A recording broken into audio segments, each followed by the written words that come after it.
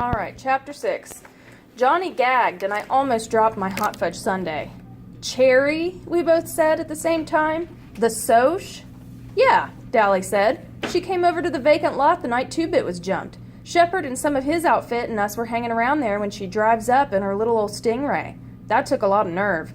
Some of us was for jumping her then and there, her being the dead kid's girl and all, but the Two-Bit stopped us. Man, next time I want a broad, I'll pick up my own kind. Yeah, Johnny said slowly, and I wondered if, like me, he was remembering another voice, also tough and just deepened into manhood, saying, "Next time you want a broad, pick up your own kind." It gave me the creeps. Dally was going on. She said she felt that the whole mess was her fault, which it is, and that she'd keep up with what was coming off with the Socs in the Rumble and would testify that the Socs were drunk and looking for a fight and that you fought back in self-defense. He gave a grim laugh. That little gal sure does hate me. I offered to take her over to the Dingo for a Coke, and she said no thank you and told me where I could go in very polite terms. She was afraid of loving you, I thought. So Cherry Valance, the cheerleader, Bob's girl, the Soch, was trying to help us. No, it wasn't Cherry the Soch who was helping us. It was Cherry the dreamer, who watched sunsets and couldn't stand fights. It was hard to believe that a Soch would help us, even a Soch that dug sunsets. Dally didn't notice. He'd forgotten about it already. Man, this place is out of it. What do they do for kicks around here? Play checkers? Dally surveyed the scene without interest. I ain't never been in the country before. Have you two?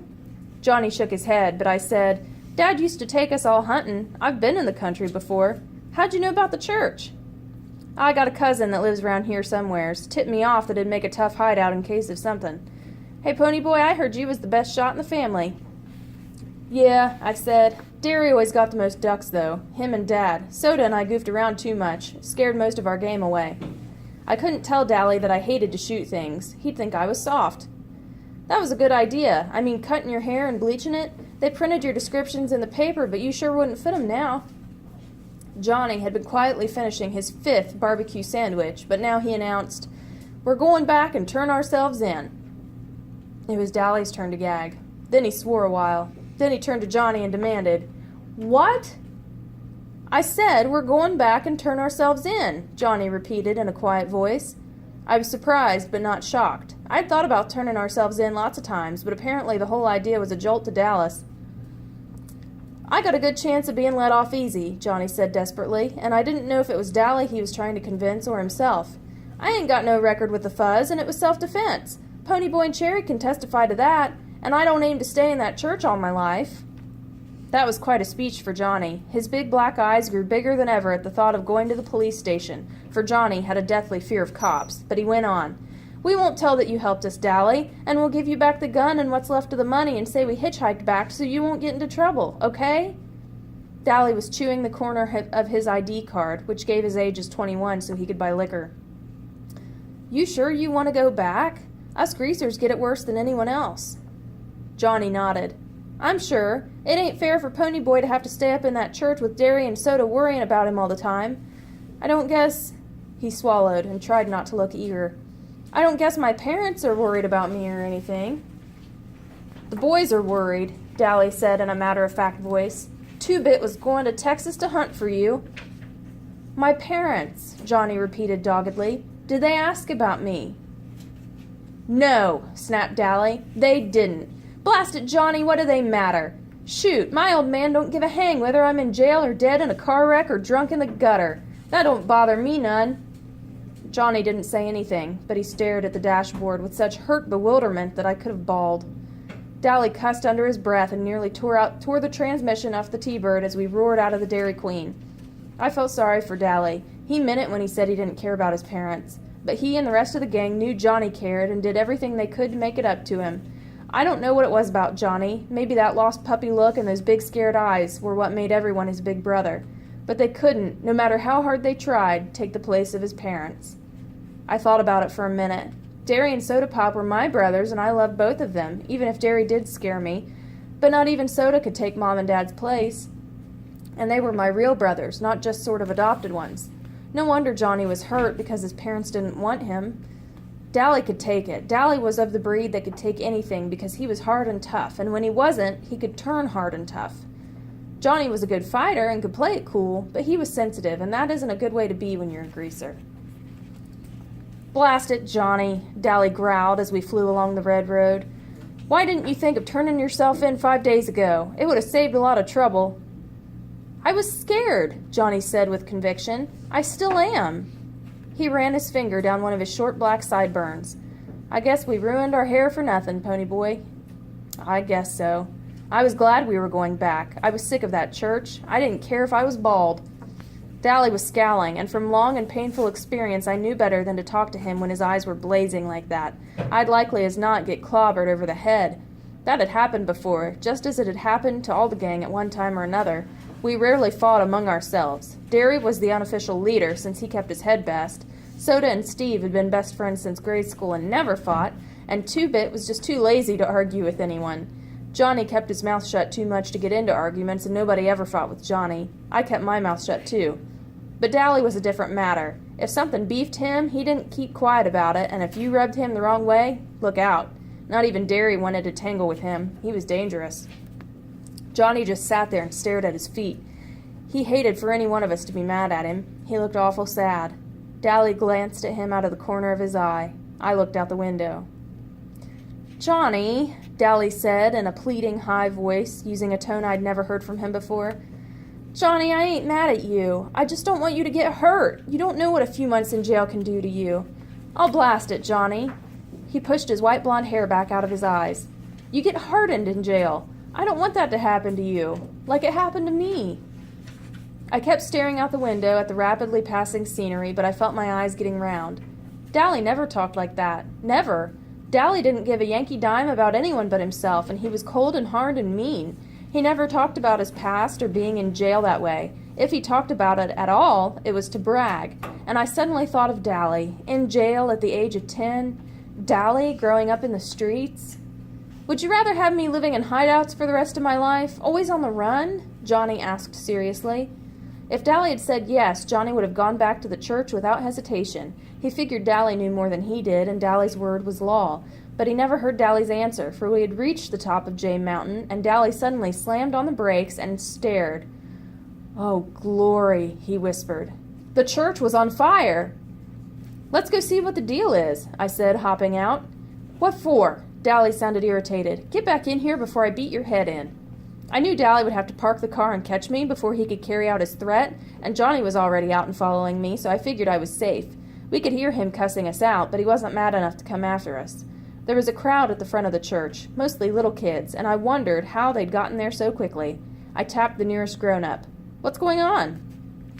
"Well, we don't know for sure," the man said with a good-natured grin. "We were having a school picnic up here, and the first thing we knew, the place is burning up. Thank goodness this is a wet season and the old thing is worthless anyway." Then to the kids he shouted, "Stand back, children! The firemen will be coming soon." "I bet we started it," I said to Johnny. "We must have dropped a lighted cigarette or something." About that time a lady came running up. "Jerry, some of the kids are missing." "They're probably around here somewhere. You can't tell with all this excitement where they might be." "No," she shook her head. "They've been missing for at least a half an hour. I thought they were climbing the hill." Then we all froze. Faintly, just faintly, you could hear someone yelling, and it sounded like it was coming from inside the church. The woman went white. "I told them not to play in the church. I told them." She looked like she was going to start screaming, so Jerry shook her. "I'll get them, don't worry." I started at a dead run for the church, and the man caught my arm. "I'll get them. You kids stay out." I jerked loose and ran on. All I could think was, we started it. We started it. We started it! I wasn't about to go through that flaming door, so I slammed a big rock through a window and pulled myself in. It was a wonder I didn't cut myself to death, now that I think about it. "Hey, pony boy!" I looked around, startled. I hadn't realized Johnny had been right behind me all the way. I took a deep breath and started coughing. The smoke filled my eyes, and they started watering. "Is that guy coming?" Johnny shook his head. The window stopped him. "Too scared?" "No." Johnny gave me a grin. "Too fat." I couldn't laugh because I was scared I'd drown in the smoke. The roar and crackling was getting louder, and Johnny shouted the next question. "Where's the kids?" "In the back, I guess," I hollered, and we started stumbling through the church. I should be scared, I thought, with an odd, detached feeling, but I'm not. The cinders and embers began falling on us, stinging and smarting like ants. Suddenly, in the red glow and the haze, I remembered wondering what it was like in a burning ember, and I thought, now I know. It's a red hell. Why aren't I scared? We pushed open the door to the back room and found 4 or 5 little kids, about 8 years old or younger, huddled in a corner. One was screaming his head off, and Johnny yelled, "Shut up! We're going to get you out!" The kid looked surprised and quit hollering. I blinked myself. Johnny wasn't behaving at all like his old self. He looked over his shoulder and saw that the door was blocked by flames, then pushed open the window and tossed out the nearest kid. I caught one quick look at his face. It was red-marked from falling embers and sweat-streaked, but he grinned at me. He wasn't scared either. That was the only time I can think of when I saw him without that defeated, suspicious look in his eyes. He looked like he was having the time of his life. I picked up a kid and he promptly bit me, but I leaned out the window and dropped him as gently as I could, being in a hurry like that. A crowd was there by that time. Dally was standing there, and when he saw me, he screamed, "For Pete's sake, get out of there! The roof's gonna cave in any minute! Forget those blasted kids!" I didn't pay any attention, although pieces of the old roof were crashing down too close for comfort. I snatched up another kid, hoping he didn't bite, and dropped him without waiting to see if he landed okay or not. I was coughing so hard I could hardly stand up, and I wished I'd had time to take off Dally's jacket. It was hot. We dropped the last of the kids out as the front of the church started to crumble. Johnny shoved me towards the window. "Get out!" I leaped out the window and heard timber crashing and the flames roaring right behind me. I staggered, almost falling, coughing and sobbing for breath. Then I heard Johnny scream, and as I turned to go back for him, Dally swore at me and clubbed me across the back as hard as he could, and I went down into a peaceful darkness. When I came to, I was being bounced around, and I ached and smarted and wondered dimly where I was. I tried to think, but there was a high-pitched screaming going on, and I couldn't tell whether it was inside my head or out. Then I realized it was a siren. The fuzz, I thought dully. The cops have come for us. I tried to swallow a groan and wished wildly for soda. Someone with a cold, wet rag was gently sponging off my face, and a voice said, "I think he's coming around." I opened my eyes. It was dark. I'm moving, I thought. Are they taking me to jail? "Where?" I said hoarsely, not able to get anything else out of my mouth. My throat was sore. I blinked at the stranger sitting beside me. But he wasn't a stranger. I'd seen him before. "Take it easy, kid. You're in an ambulance." "Where's Johnny?" I cried, frightened at being in this car with strangers. "And Dallas?" "They're in the other ambulance right behind us. Just calm down. You're going to be okay. You just passed out." "I didn't either," I said in the bored, tough voice we reserved for strangers and cops. "Dallas hit me. How come?" "Because your back was in flames. That's why." I was surprised. "It was? Golly, I didn't feel it. It don't hurt." "We put it out before you got burned. That jacket saved you from a bad burning. Maybe saved your life. You just keeled over from smoke inhalation and a little shock. Of course, that slap on the back didn't help much." I remembered who he was then. Jerry somebody or other who was too heavy to get in the window. He must be a school teacher, I thought. "Are you taking us to the police station?" I was still a little mixed up as to what was coming off. "The police station?" It was his turn to be surprised. "What would we want to take you to the police station for? We're taking all 3 of you to the hospital." I let his first remark slide by. "Are Johnny and Dally all right?" "Which one's which?" "Johnny has black hair. Dally's the mean-looking one." He studied his wedding ring. Maybe he's thinking about his wife, I thought. I wished he'd say something. "We think the tow-headed kid is going to be all right. He burned one arm pretty badly, though, trying to drag the other kid out the window. Johnny, well, I don't know about him. A piece of timber caught him across the back. He might have a broken back. And he was burned pretty severely. He passed out before he got out the window. They're giving him plasma now."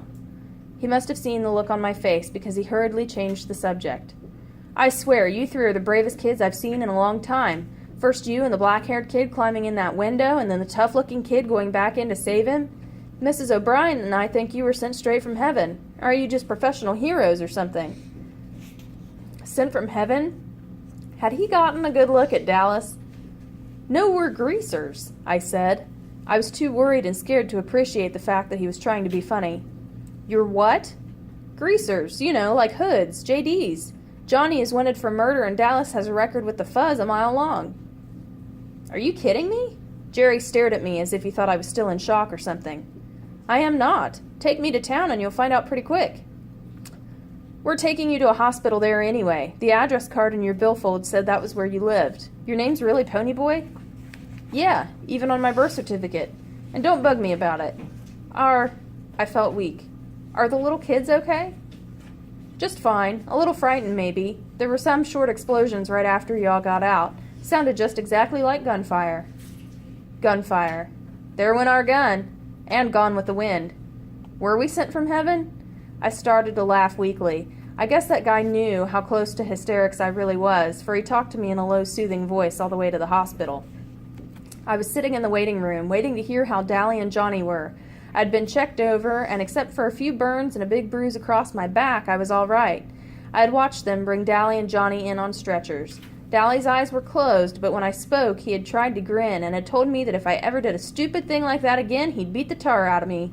He was still swearing at me when they took him on in. Johnny was unconscious. I'd been afraid to look at him, but I was relieved to see that his face wasn't burned. He just looked very pale and still and sort of sick.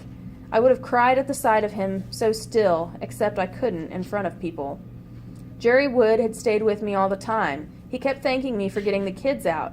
He didn't seem to mind our being hoods. I told him the whole story, starting when Dallas and Johnny and I had met at the corner of Pickett and Sutton. I left out the part about the gun and our hitching a ride in the freight car. He was real nice about it and said that being heroes would help us get out of trouble, especially since it was self-defense and all. I was sitting there smoking a cigarette when Jerry came back in from making a phone call. He stared at me for a second. "You shouldn't be smoking." I was startled. "How come?" I looked at my cigarette. It looked okay to me. I looked around for a no smoking sign and couldn't find one. "How come?" "Why, Jerry stammered. You're too young." "I am?" I'd never thought about it. Everyone in our neighborhood, even the girls, smoked. Except for Derry, who was too proud of his athletic health to risk a cigarette. We had all started smoking at an early age. Johnny had been smoking since he was 9. Steve started at 11, so no one thought it unusual when I started. I was the weed fiend in my family. Soda smokes only to steady his nerves or when he simply wants to look tough. Jerry simply sighed and then grinned. "There are some people here to see you, claim to be your brothers or something." I leaped up and ran for the door, but it was already open, and Soda had me in a bear hug and was swinging me around. I was so glad to see him I could have bawled. Finally, he sat me down and looked at me. He pushed my hair back. "Aw, Ponyboy, your hair! Your tough, tough hair!" Then I saw Derry. He was leaning in the doorway, wearing his olive jeans and black t-shirt. He was still tall, broad-shouldered Derry, but his fists were jammed in his pockets and his eyes were pleading. I simply looked at him. He swallowed and said in a husky voice, "Ponyboy?" I let go of Soda and stood there for a minute.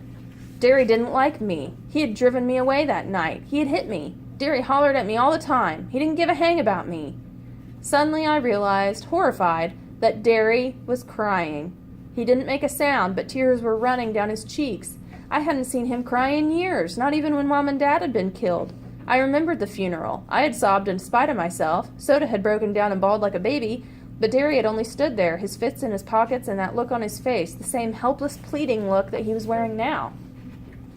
In that second, what Soda and Dally and Two-Bit had been trying to tell me came through. Derry did care about me, maybe as much as he cared about Soda, and because he cared, he was trying too hard to make something of me. When he yelled, "Pony, where have you been all this time?" he meant, "Pony, you've scared me to death. Please be careful, because I couldn't stand it if anything happened to you." Derry looked down and turned away silently. Suddenly I broke out of my daze. "Derry!" I screamed, and the next thing I knew I had him around the waist and was squeezing the daylights out of him. "Derry," I said, "I'm sorry." He was stroking my hair and I could hear the sobs racking him as he fought to keep back the tears. "Oh, Pony, I thought we'd lost you, like we did Mom and Dad." That was his silent fear then, of losing another person he loved. I remembered how close he and Dad had been, and I wondered how I ever could have thought him hard and unfeeling. I listened to his heart pounding through his t-shirt and knew everything was going to be okay now. I had taken the long way around, but I was finally home. To stay.